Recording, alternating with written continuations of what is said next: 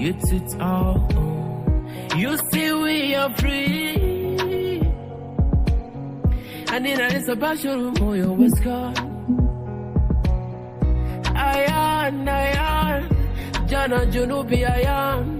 Mafi Gurus, Kisim Giwasha Shedi.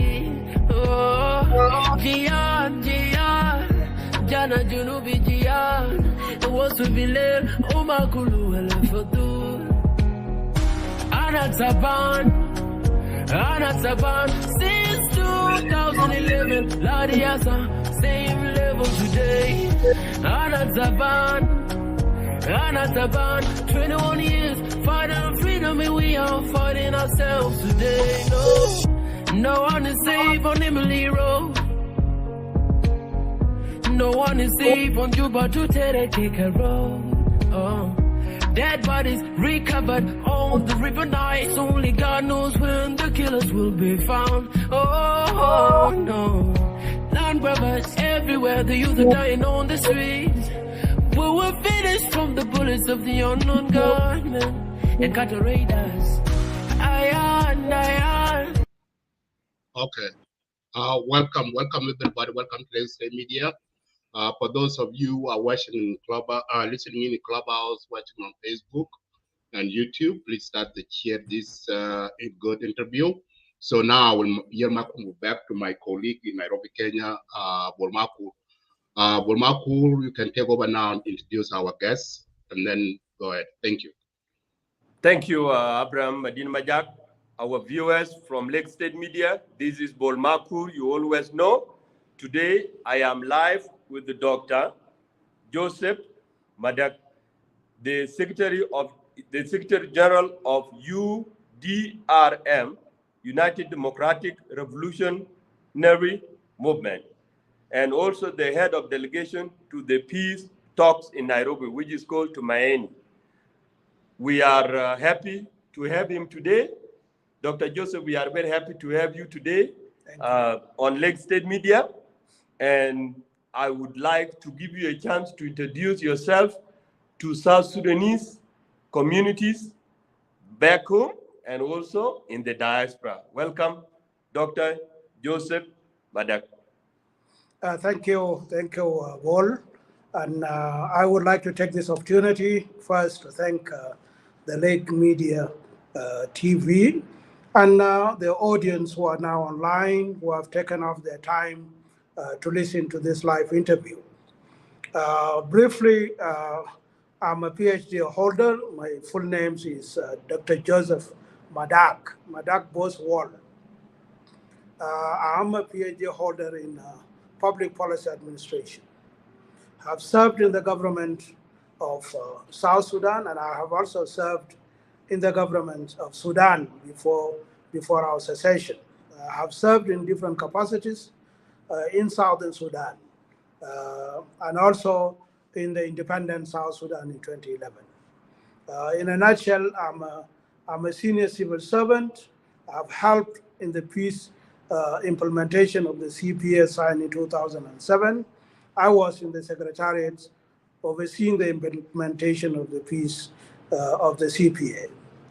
This briefly, I was a Minister of Agriculture and Animal Wealth. I took oath in front of former President of Sudan, Omar al-Bashir, in 1998 as a Minister of Agriculture and Animal Wealth in Unity State. Then when that peace agreement collapsed and we signed the CPA, I came to help in the office of the President as a Director General for Policy Research, Monitoring and Evaluation. That is in Juba. And I continue to serve in other capacities. I went to UK to follow up on our disputes, on the border disputes between us and Sudan. So I was also head of the Border Commission on the CPA implementation. I worked in the office of the President until 2013 when the crisis struck our country, when we had this crisis. So I was the Secretary of the Government Performance Management Secretariat in the office of the President.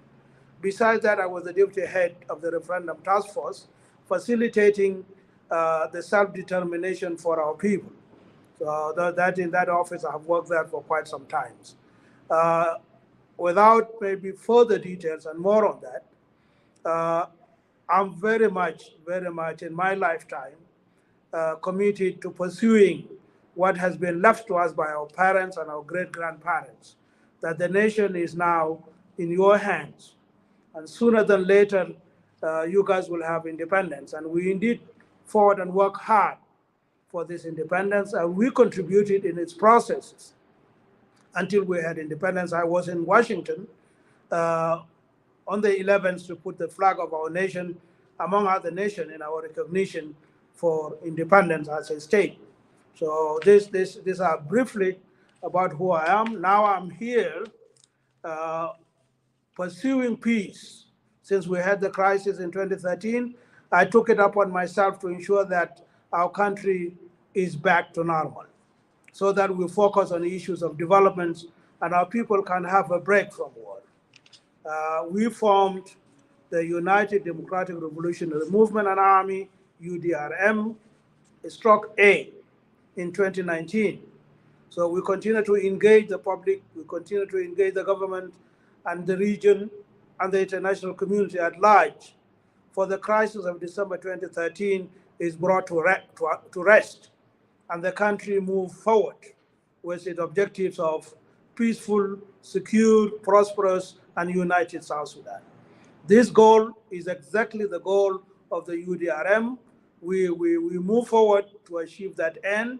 The reason why I'm heading this delegation to Peace Talks in Nairobi, after the invitation by the head of the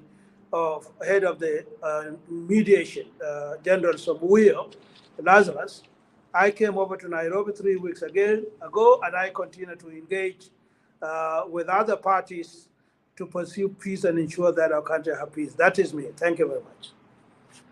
Thank you, Dr. Joseph Medak.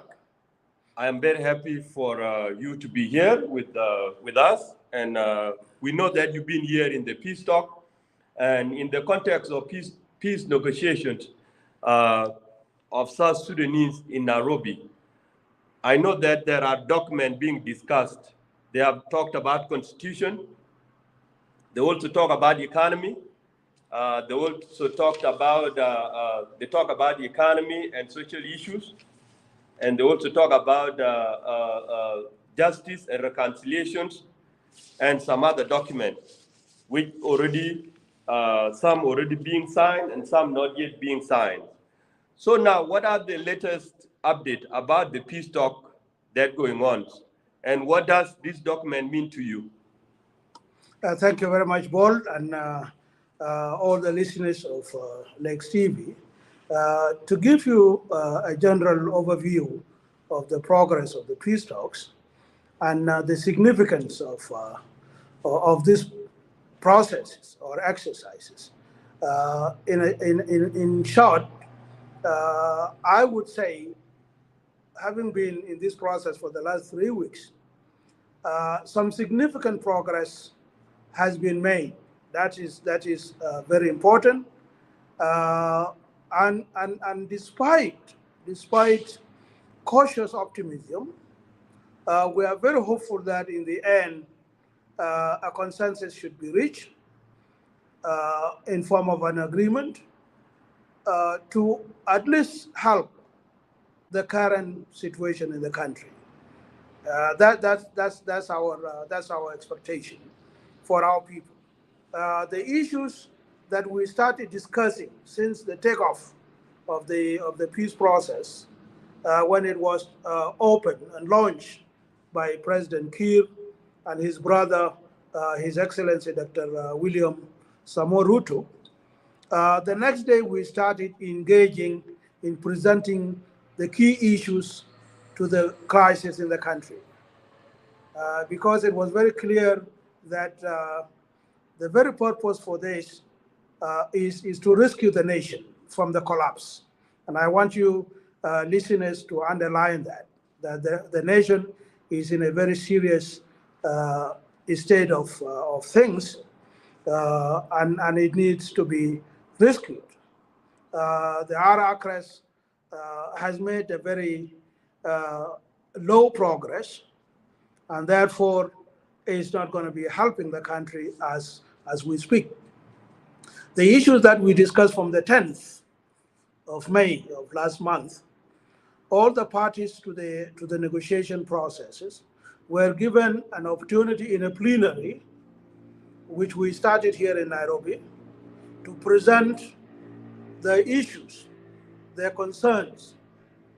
And we did that as a UDRM under the umbrella of South Sudan United National Alliance. That is an umbrella of 4 movements, namely the UDRM, UDRMA, and then the SSPM, and then we have the Nilotia People Movement, and also the National People Movement. So those were our groups.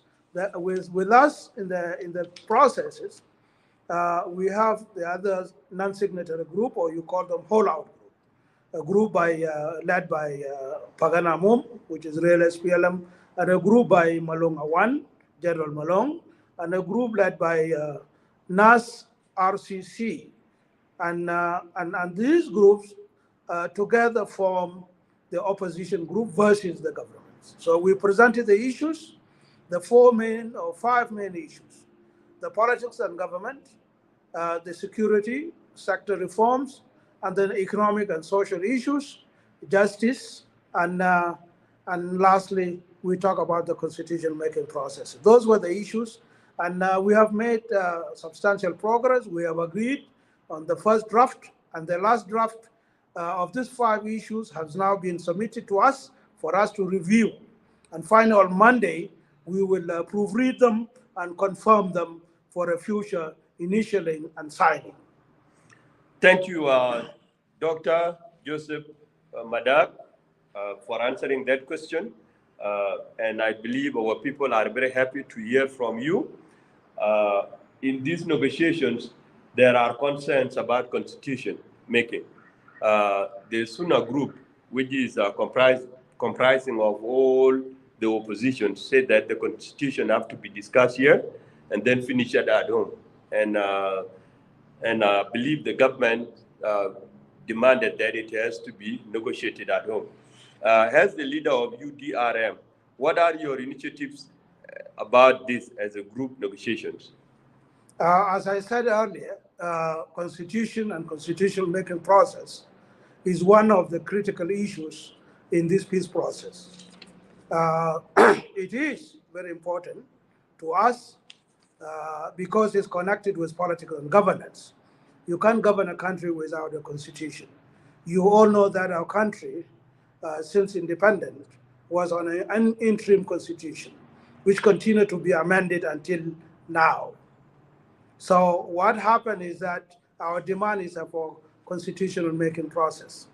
We as opposition group, including the UDRM, have put a position that since the government have not been able to do a constitution for our country for its various reasons, which is maybe lack of finances, and they also talked of lack of access and infrastructure. We said this time around we would recommend that the constitution making process and having a permanent constitution is crucial for the country. You cannot run a country without a constitution, and it has to be given a priority. So we were very clear to the Kenyan mediation that to us, constitutional making process should be given a priority, and we recommended that a 2 phases or 2-track process should happen, a hybrid process. That's the recommendation from all the opposition, and that the first phase should cover the people participation. A mechanism should be established to do this process, where all the people and their representative would be flown to Nairobi. They will all be brought here with a very clear and credible processes, not just dominated by one group, a very transparent process. The representative will be brought to Kenya, be given some workshop and training for them to have a clear understanding of how to put their voices in the constitution. This is phase 1, and they will add their views, and they will be recorded and documented in a very professional manner by experts. and eventually people will arrive into a text. And the people will go back home. And the second phase would be done back home. That phase is called the validation phase. Validation means it will be handed to the Minister of Justice. The Minister of Justice will table it to the Cabinet Affairs, which would now do its due diligence, pass it, and approve it, and pass it to the legislature, which we call the Constitutional Assembly. So the Constitutional Assembly will not do anything different, just endorse the views of the people, the public themselves, and endorse it as a constitution, give it back to the president to assent it. And that would be the birth of our constitution. This entire process takes 18 months for us to have a constitution. Thank you, Dr. Joseph Medak. I appreciate that. I have a final question that I will ask, and from here we will leave the studio. In our country, we always have security problems that raise in the talks. And security arrangements are a crucial aspect of peace negotiations in South Sudan. As a UDRM leader, what are your views on a security arrangement? Our views is not different from the other opposition group. We all had a common position, and the issues of security is paramount, is critical, as other aspects of the problem we have in the country. It is also like economy, is also same like social cohesion. Our country now is bleeding from tribal issues, and we want that sorted out, because you know, the differences that are happening, intercommunal violence that are happening, are breeds of insecurity. So to us, we say the security arrangements requires a mechanism which would now ensure that all the forces are cantoned, all the forces are demobilized, all the forces are trained and deployed without any delay, like what we have experienced in the previous agreement, like the ARACRES.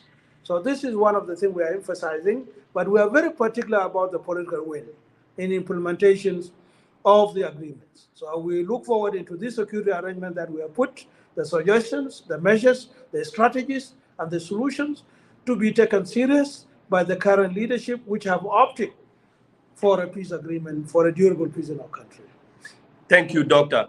I have a supplement question to that.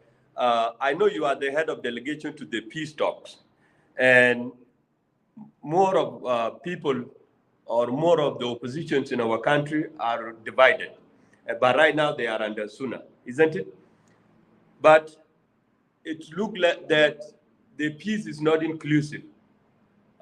Some groups are left out, but the document that I've read, that this peace is calling all the South Sudanese oppositions who are whole out to come and negotiate peacefully and bring peace to South Sudan. Why is that some are excluded? This is a very fundamental question. Fundamental in the sense that the Kenya-led mediation strongly need to improve on the promises and the objective of the process. If the objective is to bring peace to South Sudan, it must be inclusive. It should not be just a talk.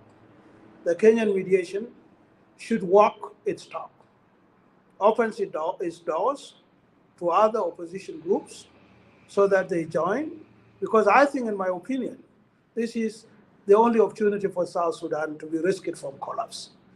And it should not be maybe limited to few individuals. I already been hearing, right from here and from other social media, that people are taking it that this process is meant for General Malone and General Pagan and maybe somebody like General Boy on board.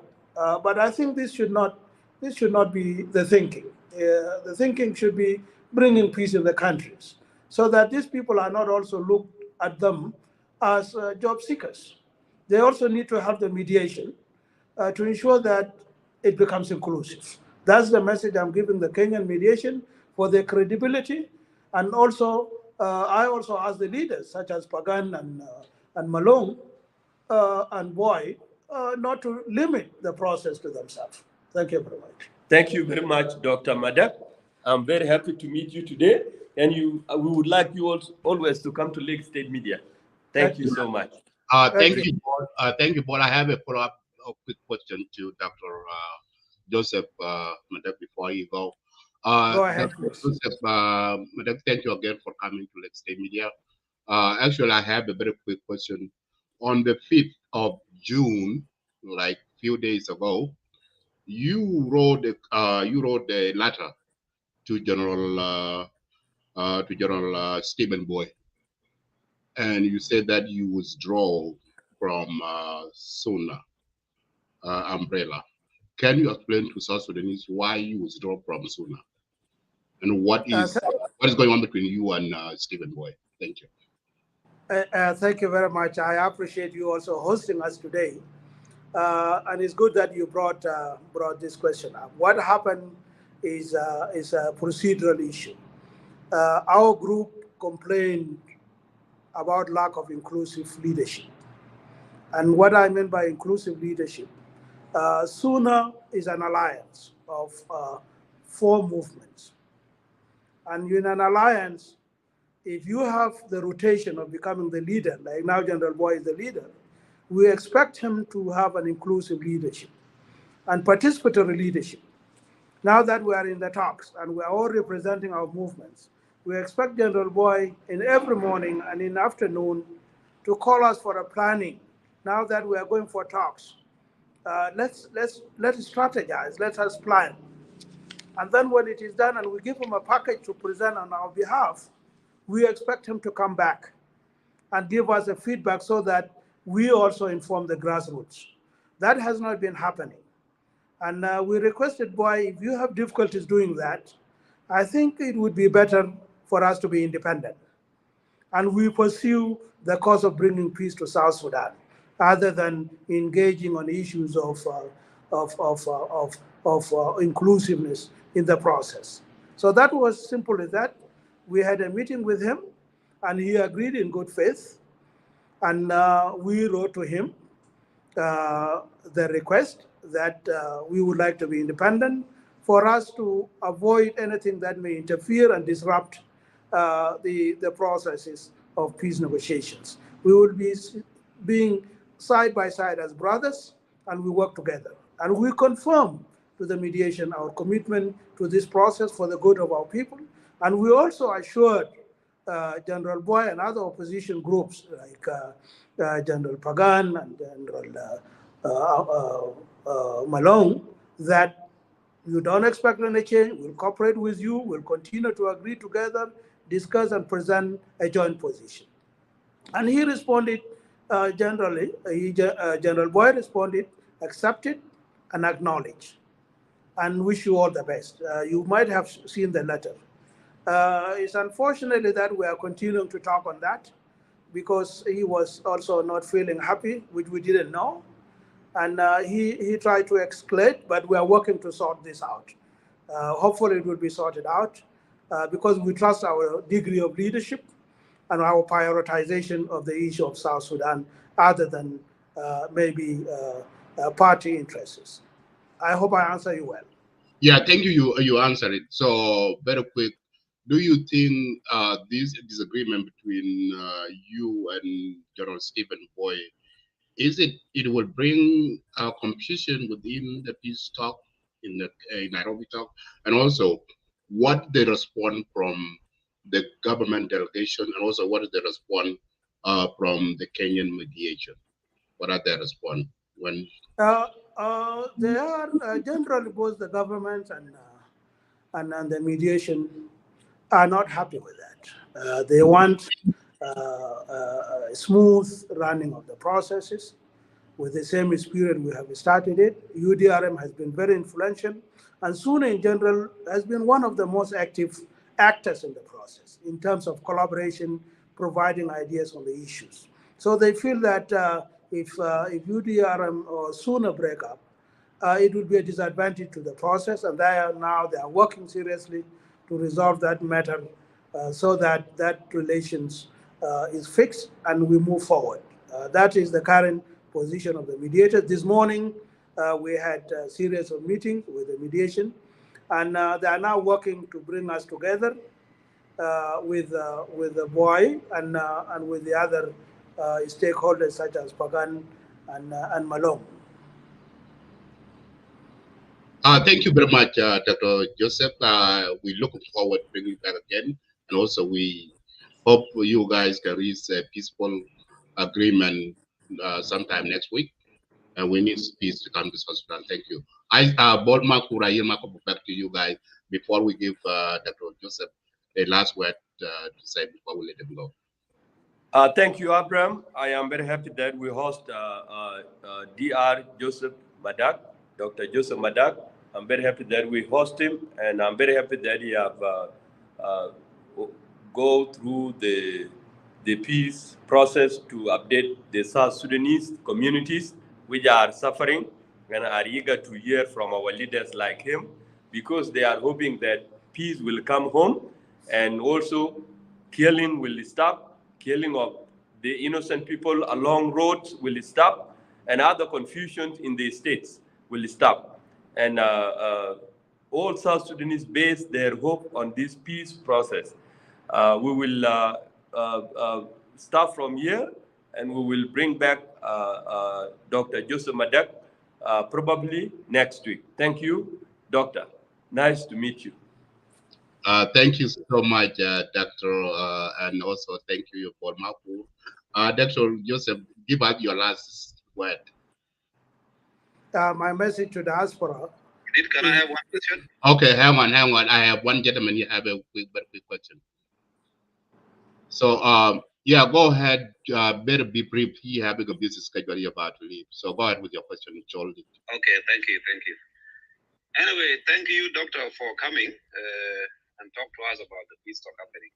My question is always an obvious question that everybody asks.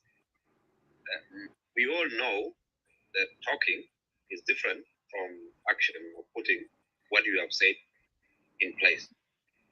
And we are aware that there has been a lot of peace agreements that has been made, and not all of them has been implemented in Juba. So my question to you, how confident are you guys that this peace that you guys are doing in Nairobi would be fully implemented when you guys are in Juba? How confident? If not, why? If you guys are confident, how confident? What are the evidence that this one would be implemented? Yes, we know the RX that is even being implemented now in Juba. Some of the chapters have not yet been touched. So how are you guys confident that there will be full implementation? I get your question. Thank you very much. What I would like to assure you and assure our people that our quest for peace has no limit to make sure that this country settles and our people's aspirations are met. My response to our concerns, lack of implementation and lack of commitments to implementation of promises is a bigger issue. Let me bring to your attention one process that has happened 5 days ago. It is the confidence and trust building. It was an intra-South Sudanese meeting for 5 days to focus particularly on the issues and measures to undertake to deal with confidence and trust issues. Confidence and trust issues is the bedrock of political crisis. Our leaders have mistrust among themselves and therefore jeopardize the spirit for implementation of the agreements. Now, this exercise was done by the church leaders and eminent personalities. We have not initiated that process. We have agreed on all the issues. We have agreed on the solutions. We have agreed on who should be responsible, but we have not initiated. We are waiting for the key issues to be agreed on and initial, and then we initial the trust and confidence measures and resolution. Now, our hope for this peace to be implemented, which is your second question, comes on this trust and confidence building.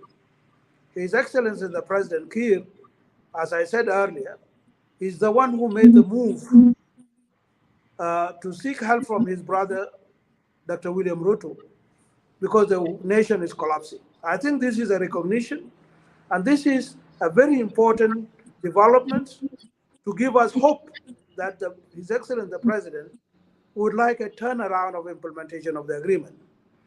The second thing that I see might be a good incentive is that this particular group who are now negotiating, nobody is seeking power or the position of His Excellency the President. We would like him to continue to be the father of the nation, to drive the nation forward, but he needs a strong mechanism. Maybe it would be brought about by this Kenya-led negotiations to move the country forward from this current crisis. That is our only hope. Yes, we are frustrated. We have no hope again left.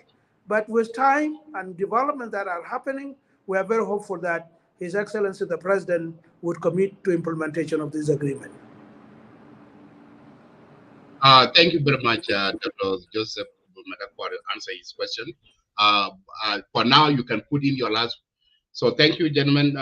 For now, I will end here. That's the brief interview, because we need to do an interview these leaders every. We don't need to go beyond 30 minutes. So, and we'll bring all of them to Legacy Media for interview. So thank you for watching, and I will see you guys next time. Thank you.